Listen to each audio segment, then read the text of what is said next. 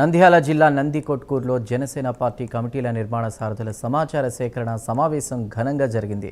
ఈ కార్యక్రమానికి మచిలీపట్నం ఎంపీ వల్లభనేని బాలశౌరి ముఖ్య అతిథిగా హాజరయ్యారు.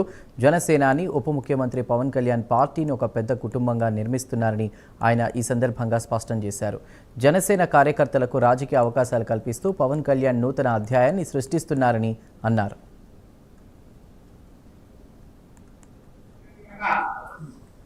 ఆలోచన విధానాన్ని మనం చూస్తా ఉన్నాం. ఏదో వేరే రకంగా పొలిటీషియన్స్ కూడా మనం చూసినట్లుగా పవన్ కళ్యాణ్ గారి యొక్క మనస్తత్వం కానివ్వండి, ఆయన ఆలోచన విధానం కానివ్వండి భిన్నంగా ఉంటుంది. ఏదైనా ఒక సామాన్య మానవుడికి, పేదవాడికి ఏ రకంగా న్యాయం చేయాలి అనేటువంటి ఆలోచన కలిగినటువంటి అతి కొద్ది మంది నాయకుల్లో పవన్ కళ్యాణ్ గారు ఒక్కరు అనేటువంటి విషయాన్ని పెద్ద పెద్ద కాన్సెప్ట్ పోకుండా ప్రజలకు అవసరమైనటువంటి పనులు ఏం చేయాలి అనేటువంటిది ఆయనకి ఎప్పుడు కూడా ఆయన ఆలోచనలో ఉండేటువంటి, మనసులో ఉండేటువంటి ఆలోచన.